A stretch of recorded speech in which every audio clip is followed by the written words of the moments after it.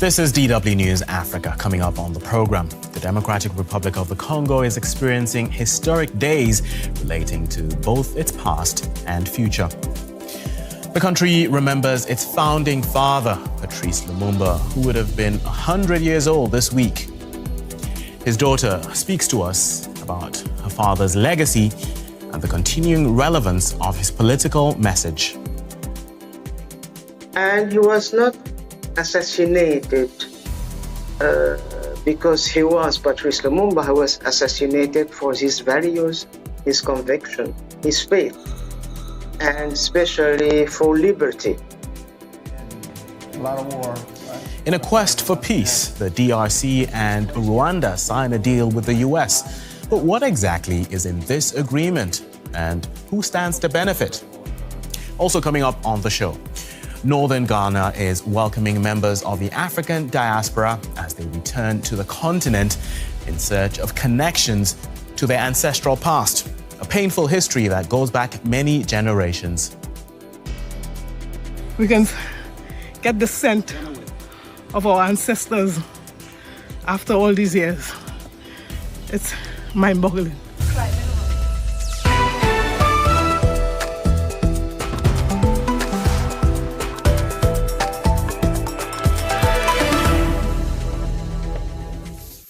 I'm Tomi Oladipo. Welcome to the program. The DRC's founding father and first Prime Minister, Patrice Lumumba, would have been 100 on the 2nd of July. He was murdered in 1961, a killing for which the former colonial power Belgium has apologized. Now, since Lumumba's death, the Democratic Republic of Congo has been plagued with years of war and millions of its people killed. The most prominent conflict this year has been the surge by M23 rebels in the east, where they've taken over large stretches of territory rich with minerals. Now, the foreign ministers of the DRC and Rwanda have just signed a major agreement aimed at bringing lasting peace. But is the deal what it seems on the surface? More of that in a moment. But first, the DRC is also marking 65 years of independence. Let's hear what Congolese people have to say on the state of the nation. This country doesn't have independence or peace, but the day we do have peace is when this country will truly be free. Today, the difference we see, it's not just one group. Foreign soldiers are arriving here, different kinds of soldiers. But we don't see any changes from those soldiers who say they're coming to help us. No, the talk of war continues.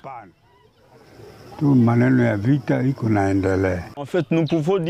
fact, we can say that the struggle of our founding fathers for independence has been betrayed by the new generations, by those who came after the founding fathers of the Democratic Republic of Congo's independence. And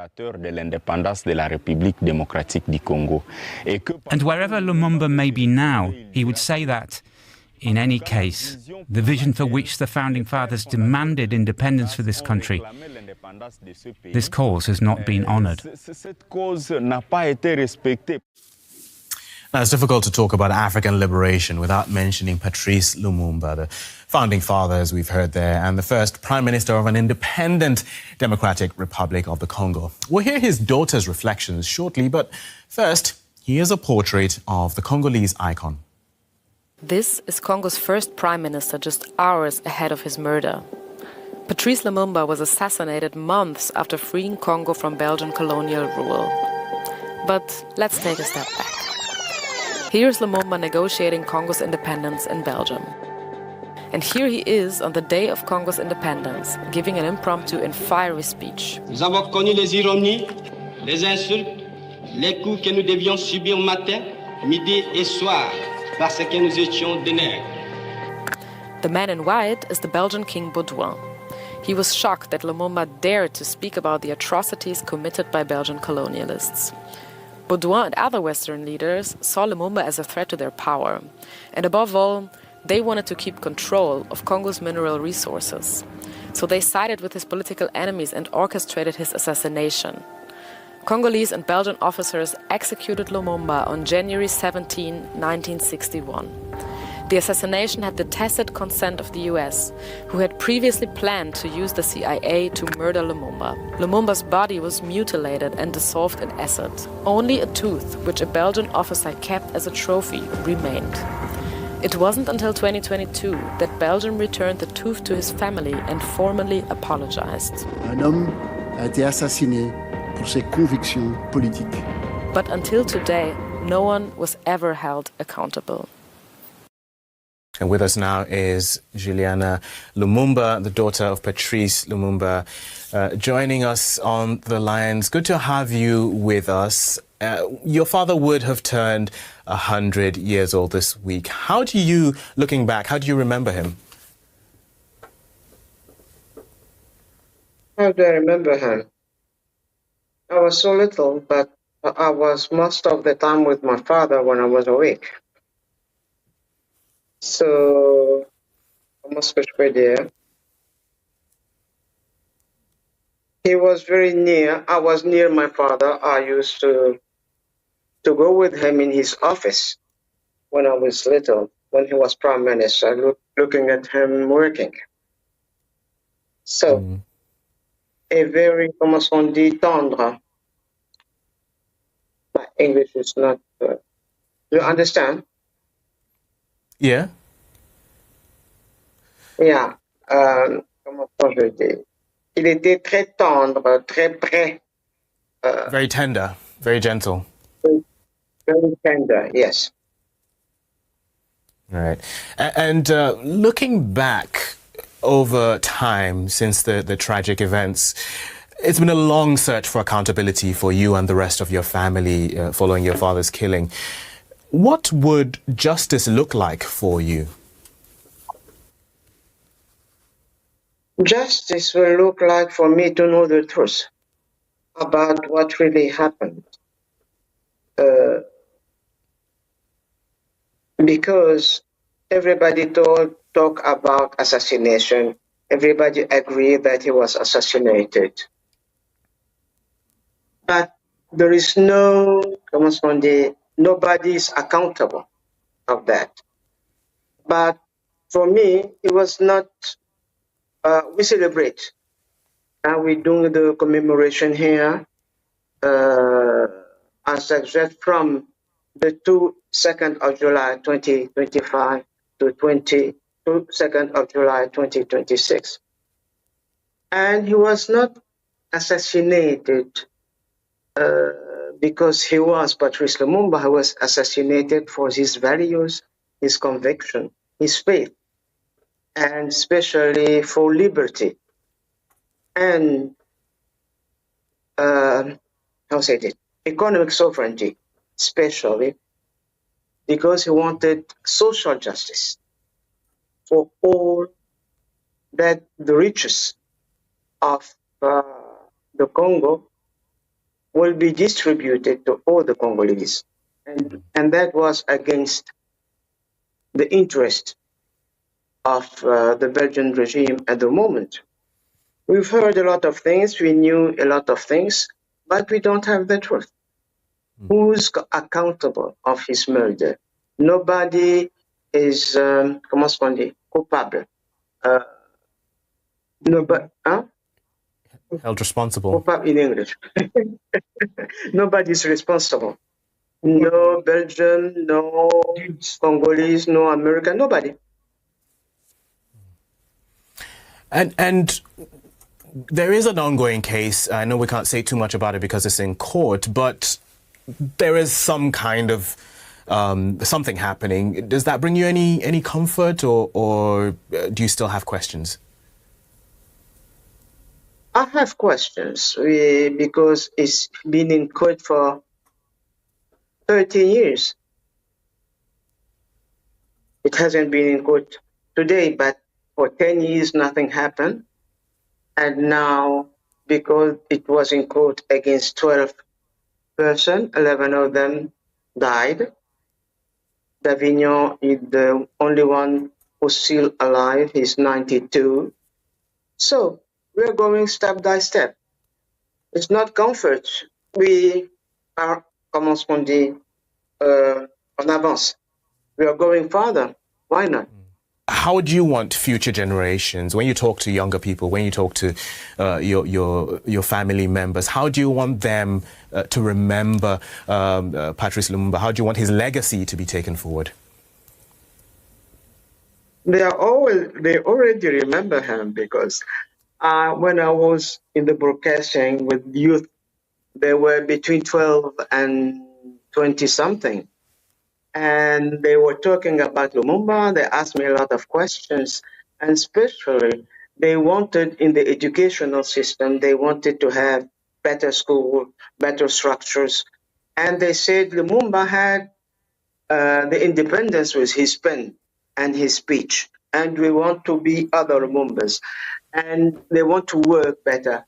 And it was very emotional for me that very young Congolese remember him like this, and they were proud of being Congolese.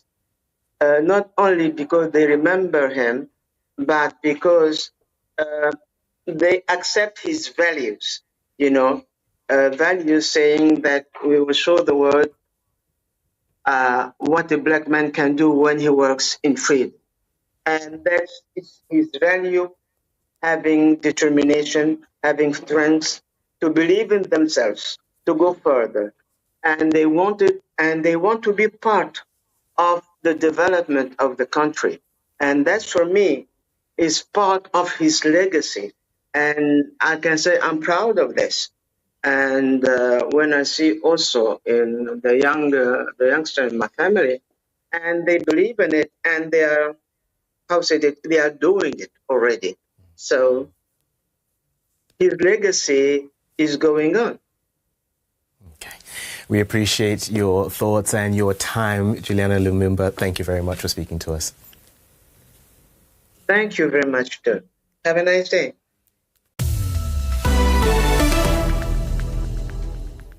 There's been much praise from diplomatic circles for a new peace agreement between the DRC-Rwanda and the US. The hope is this deal will end the fighting in the eastern part of the DRC, which has gone on for decades and cost millions of lives. Now, the deal was signed in Washington, where President Donald Trump welcomed the foreign ministers from the two African countries. And it follows on from prior mediation by Qatar. The parties agreed to work on respecting territorial integrity and ending hostilities. This follows the recent advance in the eastern DRC by M23 rebels who are controlled by Rwanda, according to UN experts. The Trump administration has invited Congolese President Felix Tshisekedi and his Rwandan counterpart, Paul Kagame, to sign a package of agreements, what's being called the Washington Accords. But the Congolese president has backed the current stage in the process. This agreement, signed by the foreign ministers of our two countries, paves the way for a new era of stability, cooperation and prosperity for our nation, the Great Lakes region and the whole of Africa. Let's speak now to Mvemba Pezo Dizalele, non-resident fellow at the Center for Strategic and International Studies. Thank you for your time. It's good to have you with us. And talking about this deal between the DRC and Rwanda and the US as well, there was a lot of speculation in the run-up to the deal, but now we have the details. We'll dive into that shortly. But first of all, briefly, could you help us understand what everyone is walking away with from this deal? Thank you for having me, Tony. It's a pleasure to be here. The deal is it's an historic breakthrough because, as you will know, that Rwanda and DRC they've been fighting for 30 years, and it didn't seem to be that there will be any resolution in sight. Both countries have been engaged in various peace processes. Recently, it's been Doha and now Washington. The key element of this is that finally a country that has leverage with both countries, meaning the United States has leverage with Rwanda and the DRC, finally got involved. Of course, the DRC is home to a lot of critical minerals that the world needs, particularly the United States needs. The United States has been caught in great power competition with China that has a strong grip on these minerals in the DRC. President Tshisekedi had offered to the United States to join him in a minerals for security and peace deal to help him fend off the attacks by groups that are supported by Rwanda. Rwanda, of course, has denied any support of this, but this has been pretty much established over the years. And so now, using that leverage, the United States brokered this peace deal, and now what they will do is that they've agreed to certain conditions. One, cessation hostility against each other, stopping supporting armed groups against each other, and building a big program of regional economic integration. Of course, there's still some issues that need to be hammered out. The role of the M23 rebel group that has been causing a lot of violence in both Kivu provinces, and then how they will use joint mechanism between DRC and Rwanda to flesh out the militia that is called the FDLR, which is accused of committing genocide in 1994 in Rwanda, that Rwanda considered a sine qua non position in terms of bringing its own disengagement in DRC. And as we watch those images from Washington, where we saw President Trump flunked by the foreign ministers of the DRC and Rwanda, but the two presidents, Tshisekedi of DRC and Kagame of Rwanda, were not present. Do you read any meaning into that? It was definitely surprising because deals like this are signed by the heads of state. That's what gives it a lot of the weight that people expect to be behind it. We are not clear exactly why the two presidents were not there at that time. We know that there's another signing ceremony that is planned for later in the month of July. We just started July. And I understand from some of my sources that part of the delay is that the DRC would like at least to have a commitment from the M23 before the deal is signed. There's certainly some other dynamics behind it, but it's definitely unusual when it comes to peace processes. Right, and I know there's still, as I mentioned, still some issues to be ironed out, but I mean, given millions have been affected by this conflict, we've seen mass deaths over the years, yet there is no mention of accountability or of justice, for example, in this agreement. What do you make of that? The devil is always in the details, and the devil is always in the implementation when it comes to peace treaties. There was definitely a big disconnect between the aspirations of the diplomats sitting in Washington, Kigali, or Kinshasa, and those of the populations at large. The populations of the Kivus, both north and south, and other adjoining provinces, have been clamoring for justice and peace. And we know that unless justice and peace are addressed in one form or another, this deal will not hold. There are grievances on Rwanda's side that need to be addressed. The issues of refugees that need to be returned home. There are issues of citizenships of certain communities. But there are also issues of violence that are taking place. People have been killed, and there's just no way to have this. You have sexual violence. You have death coming to this, as you mentioned, Tony. There's no way this peace deal will hold if the issues of justice, reparations, and other issues are not addressed. So we are still waiting to see where those issues will come to play. But there's no bypassing them. Okay. Vemba Pezo Dizalele from the Center for Strategic and International Studies. We appreciate your insights. Thank you very much. Thank you, Tony. More than 12 million Africans were kidnapped and shipped to the Americas in the transatlantic slave trade from the 16th to the 19th century. And this includes over 2 million who died during the crossing. Northern Ghana was one focus of the trade in human lives. Captives from communities in the north, such as Nok in modern-day Togo, were brought to satellite slave markets like Sakwili. Then they were marched to Salaga slave market, where merchants would buy them and take them to the coast, where they left through points like the door of no return. But centuries later, that door is being flung open in the other direction. What began in 2019 as the year of return, celebrating and welcoming the Black diaspora. DW correspondent Maxwell Suk accompanied one group during their emotional homecoming. He takes up the story in the caves of Nok. They are yearning to connect with their ancestors. Shamin, John, and Marian are the descendants of enslaved Africans. Born in the Caribbean, they have come from New York to northern Togo. We can get the scent of our ancestors after all these years. It's mind-boggling. Nok is the place where the Moba people took refuge from the Chokoses. They were slave raiders pursuing their neighbors to sell them to European merchants. Shamin is from Trinidad. For her, it is an overwhelming reunion. I'm a witness of what occurred. I accept, I understand, and I'm not going to be silent. I'm here, and I'm here for a reason. I'm here to let my ancestors know, even in the spirit realm, that I do appreciate. And they're not alone. The battle is not won, but the fight has begun, and that the world knows that we are a people, and we have an origin, and we are entitled, that's our right, to be who we are supposed to be. To find out more, I have come to Salga, a northern town with history of trade.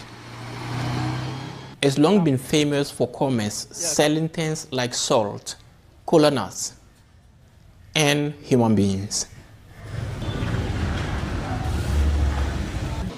Africans who were abducted from communities around Nok were enslaved after their capture and forced to march in chains for days to the slave market in Salaga. Those who died on the way were cast aside, whilst those who survived the journey were paraded like animals for European and American merchants to select. Chains, shackles, and Dennis guns are relics of slavery kept by residents in this modest museum. Slavery was only abolished here in the late 19th century after British colonies invaded. So if you were wanting slaves or wanting a slave to buy, and of course a stronger slave to buy, you needed to come to Salaga. If you closely observe the tattoos or the marks, you see that they're coming from different areas. Outside of Salaga town, oral tradition says historic slave wells are another relic of the trade. They were used to wash slaves who had been brought to the Salaga slave market. The wells were renovated by the Ghana Tourism Authority in 2024. Some even drink from them and say they connect to the souls of their ancestors who got divided by the brutal slave trade. Slavery started the division among Africans, if you think carefully. They were living together as kingdoms and united better. Now it's difficult for people to trace their ancestors because they've been separated from their roots for generations. But decades later, the descendants of slaves are finding their way home. Nakpanduri is one of the communities that was decimated by slave raiding. John Francis feels he has been reunited with his bloodline, and he has photographs to prove it. This is a picture of my grandfather. And when I see my grandfather and I see you and your brother Conlan, you all look like my uncles. For many returnees, DNA analysis has confirmed the close affinity they feel. Corinne Lewis is from Trinidad. Her results suggest a clear link back to her roots in Africa. My daughter actually did a DNA analysis, and it proved that we were 78% African. It even went on to break down the regions that we were from. And in 2019, I had the opportunity to come to Ghana, and I felt like this was home. This was where I came from. This was my beginning. A long journey back to the Capes of Nog, where the descendants of enslaved Africans can finally feel a closeness with their ancestors. For them, it is a relief, a restoration after years of loss. That is it for now, but be sure to check out our other stories on dw.com/Africa or on our social media. See you next time. Bye for now.